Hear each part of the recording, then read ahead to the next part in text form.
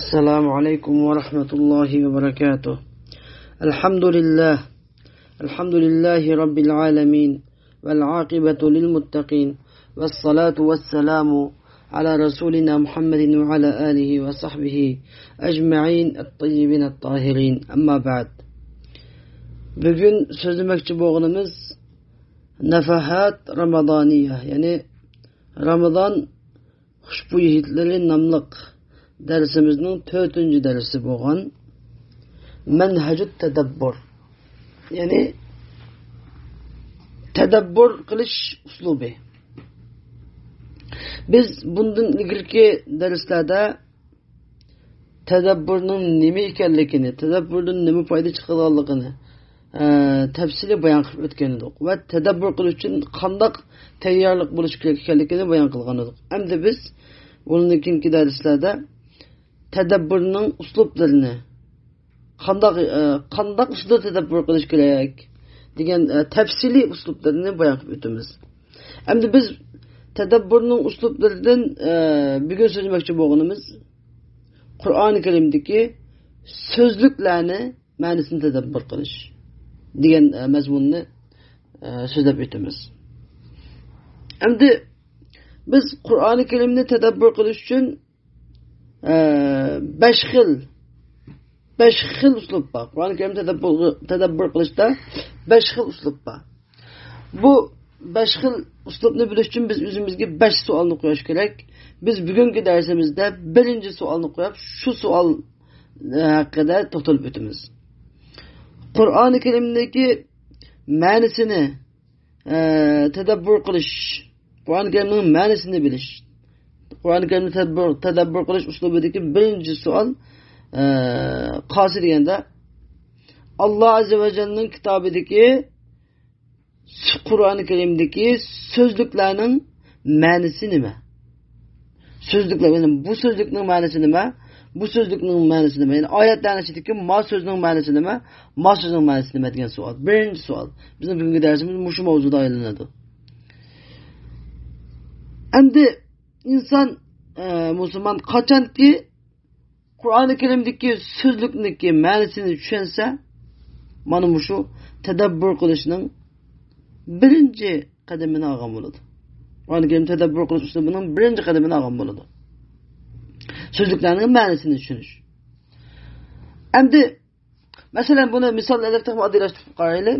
Sözlükni masalan biz ömrümüzde har kuni namozlarimizda masalan Qul a'udhu birabbil falaq surasini necha qilib takrar o'qiymiz. Bu Qul a'udhu birabbil falaq surasidagi masalan falaq deganning ma'nosi nima? G'osiq, qamishar g'osiqindagi g'osiq deganning ma'nosi nima? Vaqab deganning ma'nosi nima masalan? Masalan shunday sözlüklerning ma'nosini bilishing gap.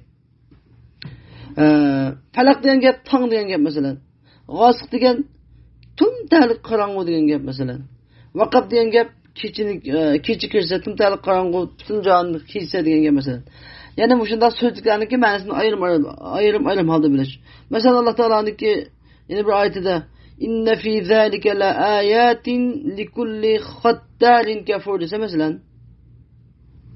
Mana shu yuqorida uçuk aşkara alametler var dese, kim gelirse likulli khattar degan gap, yani gaddar degan bu. Khattar degan gap mesela aldamchi, va'daga vafo qilmaydigan, qo'ymichi, odamni qo'yadigan, va'da qilib qolib, va'dasini buzib o'tadigan, gapida turmaydigan, lavzi turmaydigan odam degan bu khattar deganning ma'nosi masalan. Bu shunday so'zliklarningki ma'nosini bilish. Eng avval Qur'oni Karimni tadabbur qilish uslubidagi birinchi qadam shunday so'zliklarning ma'nosini bilish. Endi biz shunday so'zliklarni bilish uchun qarindoshlar, Qur'on o'qigan vaqtimizda, endi men bu gapni asosi bizning Saudiya Arabistonda turgan masalan, arabchani bilgan asos o'qigan odamning jiqa qasqatdi bu bilimlar. Unga endi o'qimagan odamning bu tarjima Qur'on o'qiydi masalan. Qur'oni Karim o'qigan vaqtinglarda asosli o'qigan odamlar asosli Qur'oni Karimning masalan tafsiri va Qur'onni o'qish bek yaxshi. So'zliklarning tafsirini olib qo'ydigan masalan. Bo'lsa Tafsirul Jalolayn eng yaxshi ulgi. Tafsirul Jalolayn hozir yangi bisilgan nusxalar bek yaxshi bisildi. Odatda bu shu aramdagi bu Osmoniy basmaslar o'xshash bisildiq, undan keyin atrofiga tefsirleri nayet şiraylık eleniglik. Aşu tefsir Jalalayn degan kitapni o'qib, elib shuni o'qisangiz bak yaxshi. Agarda uni bo'lmay qilib qolsa, masalan, Qur'oni Karimdagi so'zliklarni ayrim tafsirlashi qayna. Shunda tafsirini o'qisanglar, bak yaxshi. So'zlik arabchani biladiganlar mishadi to'g'rilib o'sgan bo'lamdi. Arabchani biladiganlar so'zliklarning ma'nosini bilish Qur'oni Karimdagi tadabbur qilishga birinchi qadam mana shu. Endi musulmonlar Qur'oni Karimni o'qishda, Qur'oni Karimning ma'nolarini tushunish jihatda 3 qismga bo'linadi, 3 qismga. Birinchi qism bo'lsa, bu Qur'oni Karimning ma'nolarini asla tushunmaydi qoldi. Masalan, biz yuqorida so'zlab o'tgandek, g'osiq deganning ma'nosi nima desa uni o'qimaydi qolgan, vaqtning ma'nosini o'qimaydi qolgan, hech qanday ma'nosini o'qimaydi qolgan. Ondan bu hech qanday ma'nosini o'qimaydi qolgan. Endi bizdagi so'zimiz birinchi qadamda bu hech qanday ma'nosini o'qimaydi qolgan, biz dastlabda so'zlikning ma'nosini bilish kerak degan. Ikkinchi xil kishilar deganda, ikkinchi xil kishilar bu Qur'oni Karimning ma'nosini biladi. Endi so'zliklarni demoqchi ama Qur'oni Karimning degan ma'nosi degan boshqa gap. Bu so'zliklarning ma'nosi degan boshqa gap. So'zliklarning ma'nosini biladi, lekin xato bilib olgan. So'zliklarning ma'nosini biladi, lekin xato bilib olgan. Masalan, Alloh taolaniki sura Arabdagi masalan bunu oyatida bunday oyat bor. A'udhu billahi minash shaytonir rojim. Va law shi'na la rafa'nahu biha ولكنه أخلد إلى الأرض واتبع هواه فمثله كمثل الكلب إن تحمل عليه يلهث أو تتركه يلهث ذلك مثل القوم الذين كذبوا بآياتنا فقصص القصص لعلهم يتفكرون.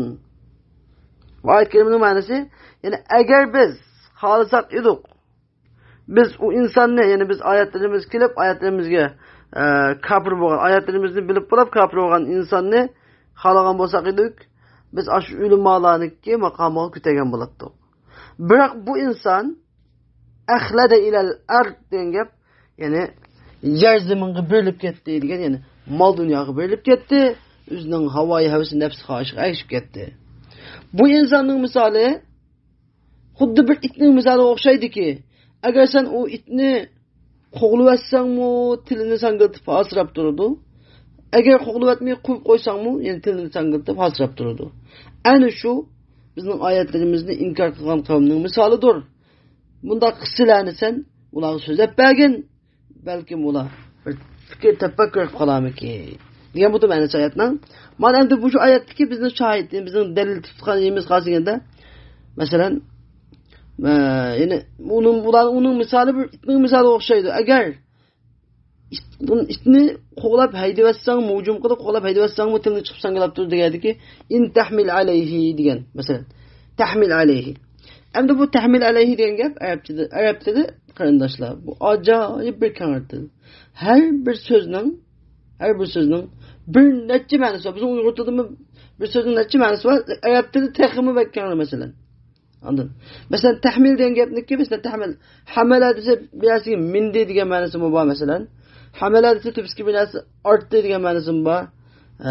Hamala desa qo'g'libatdi, hujum qildi degan ma'nosi bor, qo'g'libatdi degan ma'nosi bor. Bunday ma'nolar bor. Endi shunday ma'noda kelganda buni xato ma'nosida in tahmil alayhi yalas deganni agar isning tubskiga bir narsa otib qo'ysangmi, tilni chiqib sangitib turdi. Biraz atmışsan götürdüm bunda xato ma'no tutqildi.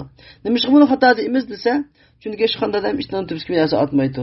Binasi degani eshakning tubskiga, tugning tubskiga atadi. Ishning tubski binasi atmaydi. Bunday qolganda bu ish deganda qanday qilib kelgandim, kuchada haydadi. Ish degan kerak kuchada haydadi. Ma ishni qo'g'latsang, haydavatsang degan gapkan deb bunda qalini ishiltish kerak. Bunda so'zliklarniki ma'nosini xato bilib olish. Ikkinchi xil nusxachilar xato bilib oladi so'zning ma'nosini. Bir tepini biliblar, qolganini bilmay xato bilib oladi. Ma'noning ahvoli ilgirki so'zning ma'nosini asla bilmagandan xato bilib olganligi. Misol. Shuning uchun bu so'zlikda Qur'oni Karimning so'zliklarini tafsirini hamroh o'qisa pek yaxshi. Endi bu darslar munosabatli bo'lmasa, bu so'zlar bitib ketdi. Alloh taolo bu Qur'oni Karim nasihatli kasib uni inkor qilgan odamning misolini bu endi qo'limizni tilni chiqmas chap tutgan işte o'xshatdi degan bu misaldagi hikmat nima desa, bu misaldagi yechmisi, ya'ni sen bu kafirga, ya'ni bu Qur'oni Karim kelib, buni bilib turib, uni qabul qilmagan odamga haqqancha nasihat qilsangmi, yeni bu odam tuzalmaydi. Nasihat qilmay tashlab qo'ysangmi, maydadan qilib tashlasangmi, endi tuzalmaydi. Xuddi qo'g'ilvatsangmi tilni chiqib asabsanga turgan, qo'g'ilvatmasangmi tilni chiqib asabsanga turgan ishga o'xshaydi. Buningga nasihat qilsangmi dunyoga birlaydi, nafsi xohishiga ergishmaydi. Nasihat qilmay tashlab qo'ysangmi dunyoga birlaydi, nafsi xohishiga ergishmaydi degan. Alloh taolo bunday misolni keltirgan gap. Ajoyib xayolotgan gap bunda, dunyoga bo'lib ketgan odam ishga o'xshatgan gap. Endi darsimizdagi mazmunga qaytib kelaylik. 3-xildagi kishilar qanday degan, 3-xildagi kishilar so'zning ma'nosini tushunadi. So'zniki, ya'ni Qur'oni Karimdagi so'zliklarning ma'nosini tushunadi. Biroq tor shaklda tushunyapti. Kang shaklda emas, tor shaklda tushunyapti. Bizniki asosli diqqatimiz mushular haqida to'xtaladi. Masalan, Alloh taolo Qur'oni Karimda nima deyapti? Sura Ali Imronning 67-oyatida mesela Alloh taolo deydi: "Ma kana İbrahimu Yahudiyan ve la Nasraniyya, walakin kana hanifan musliman ve ma kana minel müşrikin" dedi Alloh taolo. İbrahim aleyhisselam Yahudi emas idi, Nasran emas idi. Biroq hanif idi, musulmon idi, mushriklar emas idi degandagi hanif degan so'z. Hanif degan nima degan gap? Hanif degan lug'atda har qanday qomusda shunda ichib qolsanglar, hanafa degan gap moyil bo'ldi, egildi degan gap narsaga. Ondan bir yandan yana bir yanga egildi. Masalan, yo'lda udilib ketib qolgan bo'lsa, u yo'ldagi bunday qiypach qayrimidan egilib ketdi. Yoki bir narsa tayoqdan bir egildi masalan. Egilib o'qqa shakl keldi degandek. Masalan, arablar qavs deganni hanfa deb qo'ydi. Bunday egilganlik uchun. Bu egilgan bir narsani hanafa deydi arab tilida, lug'atda. Endi bu biz İbrahim Aleyhisselam'daki mavzuga kim aytib hanafa degan ma'nosini egildi degan gapni uqdik.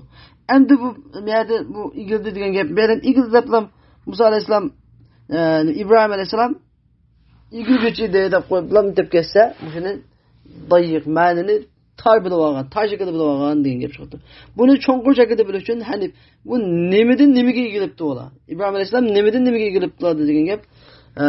İbrahim Aleyhisselamning qavmi hammasi butparastlikka, aqlsizlik, nodonlik, harom yeyish, qattiq yomon ashqabi axloqning bir cho'ng bir yo'lda cho'ng'ayda bir cho'ng bir iqimda ketib boradi. İbrahim Aleyhisselam u shart qayrilib ketdi. İbrahim Aleyhisselam u bilan birga mangmay, ularniki o xato yo'ldan egilib lan to'g'ri yo'lga, egilib to'g'ri yo'lga qayrilib mangdi. To'g'ri yo'lga qayrilib mangdi. Ya'ni shunga tafsirchilar hammasini tafsir hanif deganda batildan, ya'ni nahaq xato yo'ldan to'g'ri yo'lga egilgan. Xato yo'ldan to'g'ri yo'lga buralgan, qayrilgan deb ma'no aytadi. Mush hanifan degan. İbrahim Aleyhisselam Nasara emasdi, Yahudi emasdi, lekin xato yo'ldan to'g'ri yo'lga qayrilib, burilib mangan zat idi. Musulmon idi. Deb Alloh taolo Qur'oni Karimda bir necha yerda bayon qiladi shuni. Endi qarindoshlar, Qur'oni Karimniki arab tili undan nozil bo'lgan Qur'oni Karim, arab tili intayin yuqorida biz bitdik, bek so'zlar bir qancha so'zni bir narsani bir qancha so'zda aytgan bo'lsa va bir so'zda bir qancha xil narsani ataydi.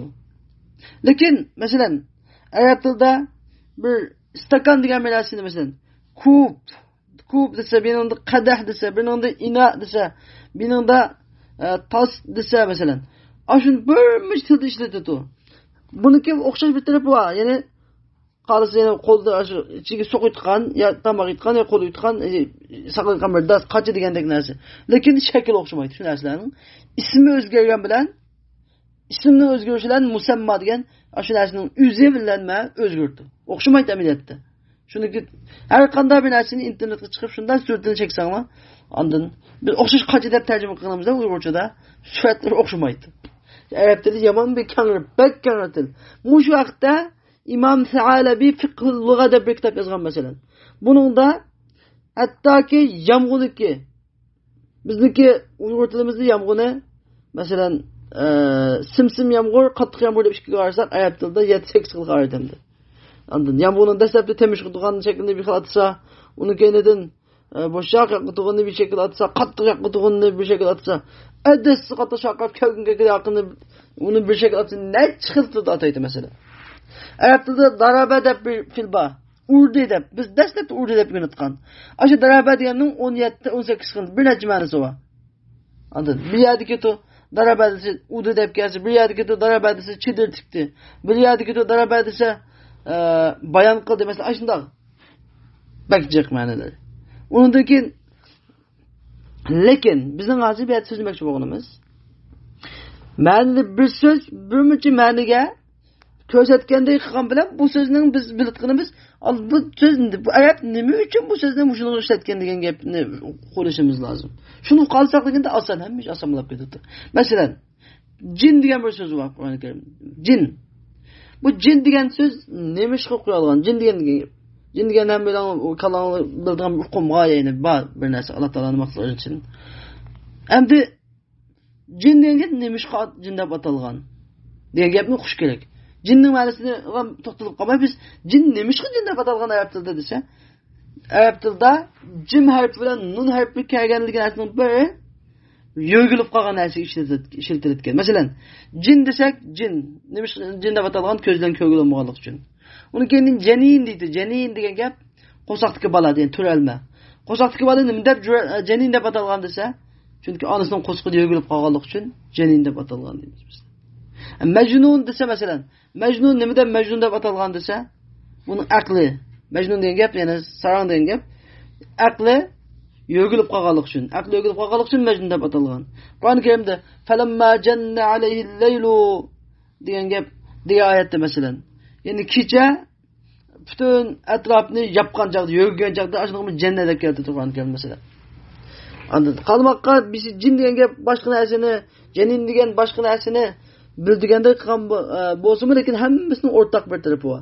O'rtaq tarafi nima ekan? Yo'g'ilish. Yo'g'ilib qolgan uchun buni atilib ketganda, bu shuni bilib olish eng muhim.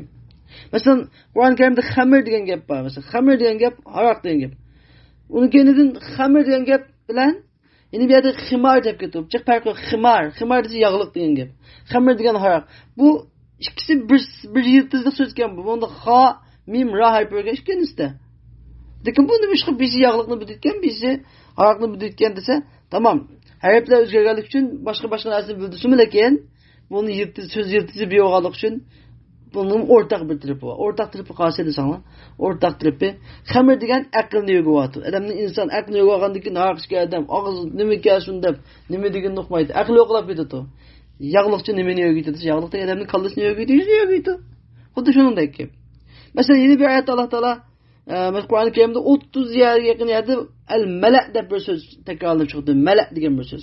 Masalan, Alloh taolo Nuh alayhisolamning qavmiga avatgan so'zlab kelib, faqala al-mala'u allazina kafaru min qawmihi dedi masalan. Nuh alayhisolamning qavmidan kafir bo'lgan bir jamoa mundaq dedi deb. Al-mala degan jamoa degan gap qarindoshlar. Bu hammalarning kalasiga kirgan, ya'ni tasatki bir ma'no. Jamoat deb. Guruh deb.